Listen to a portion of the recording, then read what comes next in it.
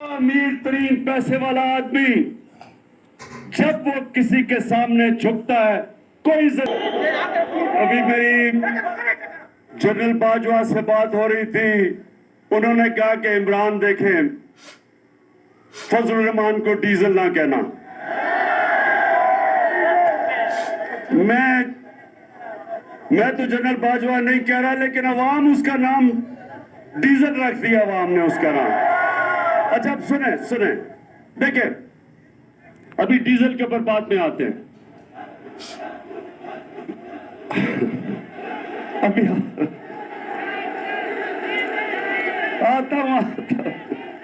سنیں دیکھیں نوجوانوں، مجھے موقع نہیں ملتا آپ سے ہر روز بات کرنے کا، تو میں اس موقع کا فائدہ اٹھاتے ہوئے صرف میں آپ کو ایک چیز سمجھانا چاہتا ہوں کہ انسان جب کسی کے سامنے جھکتا ہے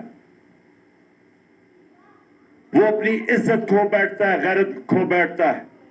اور جب ایک قوم کسی کے سامنے جھکتی ہے اس قوم کی کوئی عزت نہیں کرتا، اس ملک کے پاسپورٹ کی کوئی عزت نہیں کرتا۔ میرے نبی صلی اللہ علیہ وسلم، اور یہ میں آپ کو تاریخ کا واقعہ بتا رہا ہوں، 628 اور 629 میرے نبی صلی اللہ علیہ وسلم نے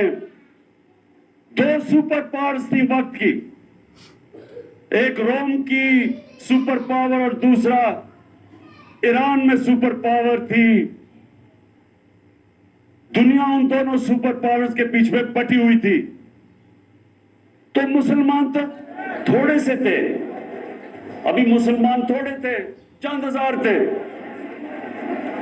تو دنیا کی تاریخ کے سب سے عظیم لیڈر میرے نبی صلی اللہ علیہ وسلم دونوں سپر پاورز کے سربراہ کو خط لکھتے ہیں کہ میں اللہ کی طرف سے سچ کا پیغام لے کے آیا ہوں، اگر تم اس پیغام کے اوپر عمل کرو گے یہ تمہاری بہتری ہے، اگر تم نہیں کرو گے تمہاری تباہی ہے۔ اب نوجوانوں سنائیے، وہ سپر پاورز کدھر تھوڑے سے مسلمان، ہمارے نبی صلی اللہ علیہ وسلم نے کیا پیغام ہمیشہ کے لیے ہمیں دیا کہ آپ تھوڑے بھی ہوں، آپ کمزور بھی ہوں، لیکن جب تک آپ میں غیرت ہے دنیا آپ کی عزت کرے گی۔ انہوں نے دونوں سپر پاور کے سامنے ہاتھ نہیں پھیلایا امداد مانگنے کے لیے، قرضے مانگنے کے لیے، انہوں نے ان کو پیغام دیا، اور دنیا کی اس چیز کی گواہ ہے کہ 8-9 سالوں کے بیچ میں دونوں سپر پاورز مسلمانوں کے سامنے گھٹنے ٹیک لیتی ہیں، یہ دنیا کی تاریخ میں ہے۔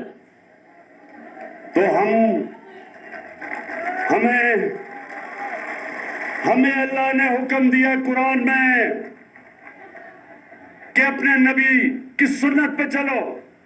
اس کے راستے پہ چلو۔ تو نوجوانوں، آج سب سے پہلا میرا پیغام یہ ہے کہ صرف ایک خوددار قوم کی دنیا عزت کرتی ہے،